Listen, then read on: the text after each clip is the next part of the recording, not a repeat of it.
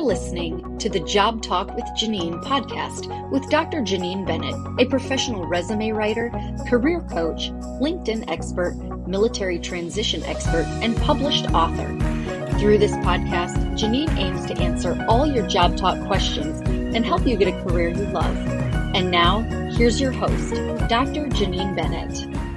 Welcome to another episode of Job Talk with Jeannine. I'm so excited to have Jessica Visek back joining us from Your Career Partner to discuss career pivots.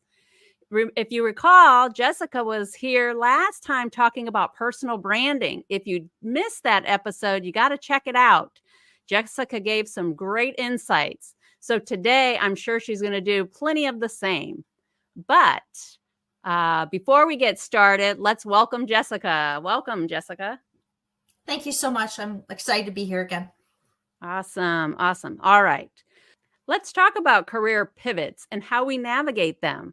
But before we do, let me share a career pivot that I experienced.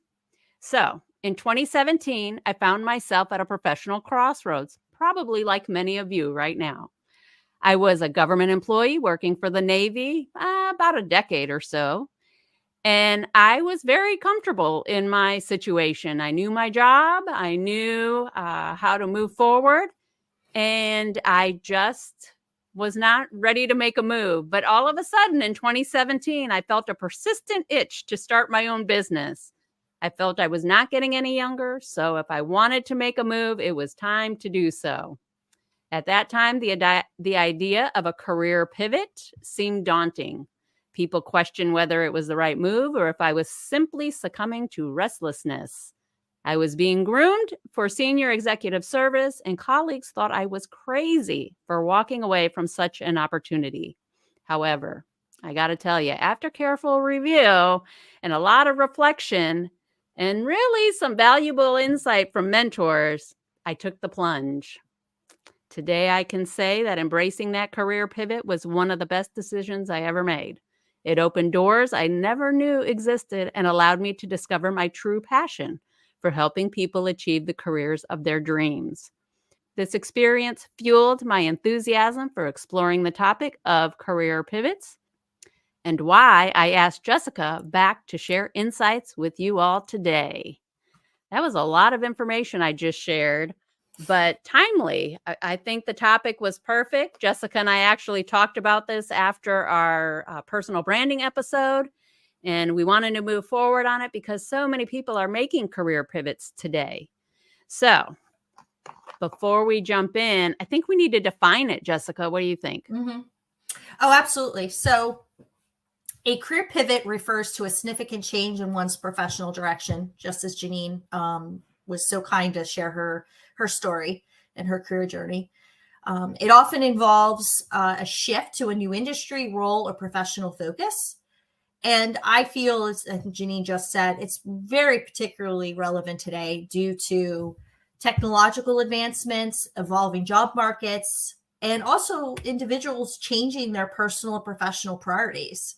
So pivoting, I really truly believe, is no longer an exception, but a necessary part of one's career journey. Yes, I would agree. So Jessica, do you have an example of a career pivot? Have you done one personally, or do you have one that you'd like to share about someone else? Sure. So I feel I did probably not as dramatic as Jeannine, relatively dramatic, but obviously it's paid off for her. For me, my background was a nice, I would say, entree into career coaching. I was in the HR space for many years, and then I kind of did a slight pivot over to client management. And then I ended up backing into resume writing, and then building my expertise in resume writing really then brought me to this point of being a career coach. So I guess there's been some pivots around, but certainly not changing, from, an HR professional to a software designer or something like that. Right. But certainly there has been some pivots. But to Jeannine's question, I just have some general examples, which I think those listening to this podcast probably could relate. So one being, let's say, a marketing professional transitioning into data analytics, so they can leverage their skills in data interpretation and strategic thinking, right? So there's some transferable skills there. Another example, and I've had conversations with teachers that really are burned out from the classroom. Where do they go? So one career pivot could be corporate training. So they apply their skills in education and presentation skills in a new context, in a new setting. A third example, I was just speaking to, an HR professional, to career coaching, life coaching, kind of in that kind of one-on-one setting. So they can apply their skills of personal, professional development, motivational speaking, kind of being that chief motivational officer for their clients, to help their individuals achieve, or their clients achieve, personal or professional growth. So those are just a few examples of. Yeah, I love it. I'm getting a lot of real estate folks in real estate, whether the mortgage side or agents or whatnot, doing the pivot right now and trying to help them find a new place, if you will. And so that's been big. And I think that's, due to the economy right now. But yeah, awesome. So do you think adaptability and lifelong learning play a role in successful career pivots? Oh, 100%. So adaptability is key in navigating on certain career terrains. And being a lifelong learner ensures that you remain relevant and equipped with the latest skills and knowledge. So 100%. That was my thinking as well. I also like, friends, if you're not aware, Microsoft and LinkedIn have buddied up to offer some courses. I will share them at the end of the podcast. Jessica, remind me. Or you can go to my website, www.visiontopurpose.com, and look for a blog article about Microsoft and LinkedIn teaming up. And they're offering all kinds of things to help people transition. One of the courses is actually AI. So you can be versed in using AI technology, which is huge right now. As Jessica was talking about, data analytics. They have a course with certification for that, project management, you name it. And I think Google also offers the same. They offer different courses you can take for free.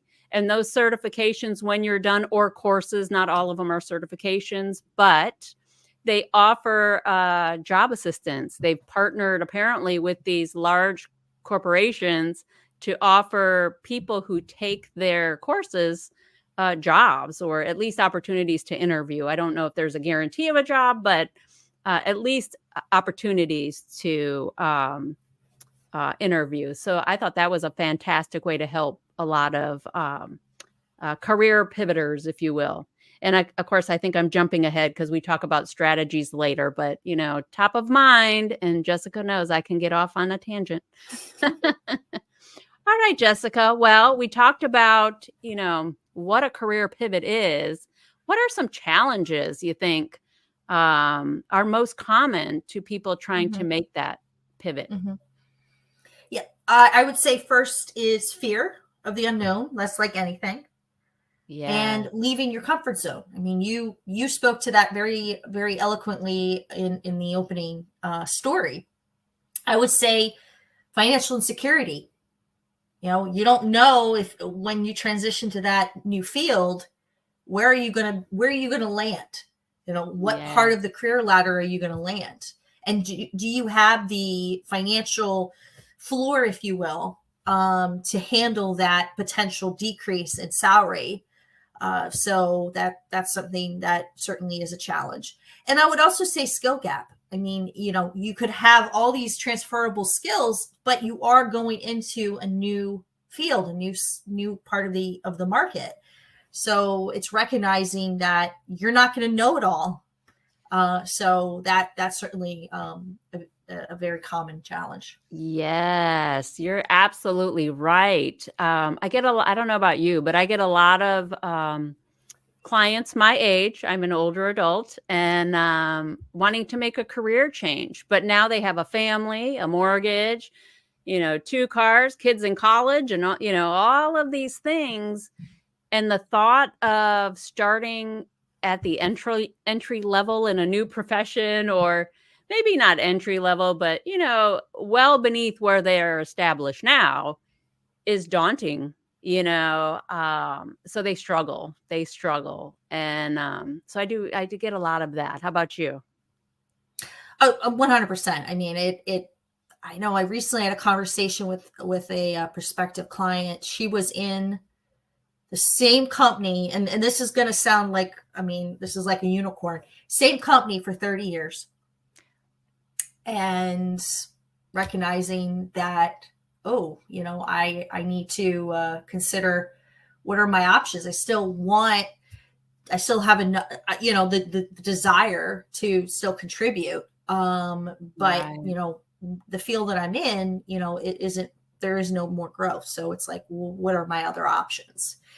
So that certainly could present some definite Yes. challenges up front. Well, good. I got my wheels spinning here now, thinking about strategy. So I'll hold off because I know you're going to share strategies as well. Mhm. But so I'll try not to jump ahead. You'll have to keep me on point, Jessica. All right. Well, we talked about the challenges. There's definitely a lot out there, and it's not always easy to make a career pivot. However, just like anything else, just like when you do the job search or you prepare for a job, it's all about planning and preparation. So, again, Jessica will explore a little bit about that and share some things. But let's jump into some of the success stories, some things that people have done that have successfully, worked, that their career pivots were fantastic and they went on to live wonderful lives in the dream job that, they secured. Do you have any of those, Jessica? Couple examples. I have one where a sales executive career pivots or transitions to a software developer. So this particular sales executive was in the retail space, but he really had a burning desire to get in technology. So decided to shift to software development, driven by his passion. He had a passion for coding and also tech innovation. He recognized that he had to start from scratch. He had to learn those programming languages, software development methodologies. Certainly there was that initial struggle within this very technical, within the technical complexities of this new field. And certainly technology, it's always rapidly evolving. So you have to really kind of keep yourself well informed. The success, though, is through, self-study, online courses. And also he found a mentor in the tech field, and that having all of those in play, he was able to gradually build his skills and ultimately landing a junior developer position, and has since progressed to a mid-level developer role. So I think that's a good example. That is an excellent example of a career pivot. I work a lot with the military, so I get a lot of retiring military who have done, 20 to 30 years, and they've been in one area and they want to transition to a completely, different area. Some will stay within the government because it's comfortable. Others want nothing to do with the government anymore. They've done their time. Now they want to, fully transition to civilian life in a completely different field. A lot of times, especially on the Navy side, members will have what they call collateral duties. And those collateral duties, they end up liking more than their regular everyday position. And so they want to explore that. So a lot of them will go from, say, operations, being in an operations department. In the Navy, it would be the N3, current operations shop, or N5, which is future operations. And they'll get out and they'll want to do operations, but not from a force perspective, maybe do operations with, say, Amazon, a company, and it is very different. And they have to understand the differences in the terminology of what operations is. Some of them will, like I said, they'll do the collateral duty thing. So maybe they did a lot of project management. So instead of going the operations route, they'll do project management. And so they'll get with a company and they'll be a project management expert. So then we explore for that career pivot, we'll explore the, things that they're going to need to be competitive. People on the civilian side that are project managers, a lot of times they'll get the project management professional certification. They'll join Project Management Institute and they demonstrate that they're in the field and that they're staying true to trends and whatnot. So making sure they're doing that and that is very helpful for them with their career transitions. So had a lot of military do that. I've shared my personal example. There's a lot of me out there doing these types of transitions. Honestly, I transitioned more than once prior to ever working for the government. I worked in academia, and that's how I found my love for career services and helping individuals on the career side. And then I was a consultant. But I got to tell you, one of the most significant transitions I've ever seen was in watching my own mother. My mother was a female bodybuilder in the late 70s, won competitions, but she was a factory worker. And if you have an incinerator garbage disposal in your home, that's what my mother used to make back in the day.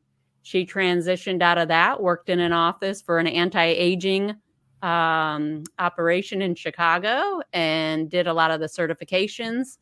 And then somewhere along the line, she ended up in a trucking industry, and she's been an over-the-road trucker in her 70s and traveling, all across the U.S. And she's received her 1,000,000-mile ring and all that wonderful stuff.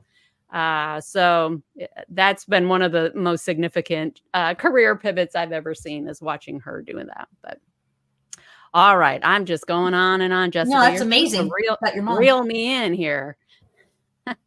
Well, let's get to the stuff that's really important. Let's jump into some of the strategies. So, Jessica, what are some practical strategies and actionable steps that you would recommend for those considering a career pivot? I would say first, skill assessment and identify transferable skills. I know we've been mentioning that throughout our conversation to this point. So I would say first, begin by conducting a thorough assessment of your skills. This involves cataloging your abilities, both technical and soft, and understand how they could apply to different roles or industries. Then I would say focus on the skills that are highly transferable, such as communication, leadership, problem solving. These are valued across industries and can form the foundation for your pivot. And then do a gap analysis. Okay, so you know what you have. What are you missing? So identify any skill gaps relevant to your desired new field and create a plan to acquire these new skills through coursework, workshops, self-learning, mentorship, internships, things of that nature. Yes, excellent. And if you guys need help, excuse me, if you guys need help, I know Jessica does career assessments and can help you figure out those skills. I do a career assessment using Career Leader. I can also help. She's absolutely right. Once you determine the transferable skills that you possess, then you can start delving into where you could actually use those. Going back to the example of she used with training, going from being a teacher to corporate training is a perfect example. You have that skill of instruction, facilitation on the teaching side that transfers perfectly to corporate training. Also transitions to the consulting role, where training is a component. So absolutely, if you're not sure, reach out to one of us or another career professional. If you already have a relationship, we're happy to support our fellow career professionals out there. The goal is to make sure you are getting with professionals that can help you. Okay. I would also add personal branding, making sure that you are top of mind for people. So if you want to go into project management, but everybody knows you as the operations expert, as I shared in my story, well, then start changing the narrative a little bit. When you have conversations, when you post online, when you update, say, your LinkedIn profile, if you need help with that, listen to our episode on personal branding. You can find that on vision2purpose.com under the Job Talk with Jeannine podcast. I think it was episode 10 where Jessica and I, we really went deep on personal branding. Of course, again, if you need help with that, Jessica and I both are able to help you. Now I know I'm missing something. Let's see. I would also add, if you don't mind, another strategy is networking. So absolutely, start early, start building your network in your targeted field as early as possible. Go to industry events, join relevant online groups, start dialoguing with individuals, professionals that have been in the field, that can give you, really kind of get under the hood, if you will, to understand more about this field. And really, actually, that could help in many ways to determine, is this the right change for you? I mean, that it could open your eyes and say, oh, well, I got the impression from, articles or maybe some podcasts, maybe some YouTube videos of people talking about their transition to this new field. But then talking with folks that are on the ground, living this life that you're looking to transition to, and they're like, well, it's good, but let me share, some challenges that you're going to be up against you. And also, and I've told clients this, have informational interviews. Conduct those informational interviews with professionals in the field. You can gain, which kind of goes with what I was just saying, to gain insights and advice. And this not only will expand your network, it will also provide very, very valuable industry knowledge. Then ultimately leveraging your existing network. So don't ever overlook the individuals that are already in your tribe, if you will, folks that you can lean on, old colleagues, acquaintances, family, friends, people that know you, truly know you, that might have unexpected connections or insights into your new field. Yes, I'm so glad you gave those practical tips. And yes, networking is so critical. In fact, that's how Jessica and I got connected. We were talking about that before the show, reminding each other, how did we meet again? Was it through this association or that association? Oh, was it a webinar? And it's so funny that we've been interconnected in different things, and to include both online and virtual venues, that it's been wonderful. How many podcasts have we done now? Several. And I know we're in a Facebook group together and I think 2 associations, technically, maybe 3. I don't know. But it's been a wonderful collaboration. I know that if I want an expert career coach to come on to, so you can hear from somebody other than myself, I never want to be that self-licking ice cream cone where everybody, I tell how great I am. We definitely want I want you to hear from experts, and Jessica is one of those. So networking is critical. I would have never met her had we not networked in different circles together. I also liked, let me see where it was. I made note of it. You talked about informational interviews. I love that, because you're right. When people are looking for a job, they don't know what they don't know. So, for instance, I used to be a management consultant for Booz Allen Hamilton, and my first assignment was at NASA. And when Booz told me I was going to be sent out to NASA, I panicked. I was like, I'm going out to the people that send people to space. What? But then when I got there, it was a very very academic side. I loved working at NASA, one of my favorite places. And everybody was so friendly. And I was actually placed in the finance department. So I was doing change management training, as you mentioned, in finance. So very different thought process for a management consultant. At one point, I also did corporate training through that role of management consultant. So just because the title is one thing, talk to people, like Jessica said, have those informational interviews, because what you do could be very different than what the role alludes to. You know, under that title of management consultant, I probably did 10 different things with 10 different roles. So ask people. That's going to be your best bet, is to ask people that are actually doing the role. And it goes back to what I was saying about operations. Again, operations in the military is very different than operations for a company. Anything else, Jessica? Did I cover? Well, I would also add about it's an offshoot of networking, is seeking advice from somebody like myself, somebody like you, Jeannine, a career coach or mentor that have experiences in career pivoting. Then they can certainly customize or tailor advice, resources, strategy based on obviously your goals, your background, as well as they could be part of you. I call kind of your accountability partners. So they're going to keep you on point. They're going to monitor your progress, and they're going to be very honest with you and set realistic goals and timelines. And then again, they'll keep you honest and ensure that Yes. you are doing what you need to do to be able to transition to this new field. Because we've already said there could be some very obvious or maybe not so obvious gaps, and then you have to start to fill those gaps. And also, I would say thirdly is emotional support. So it's not going to be a straight line.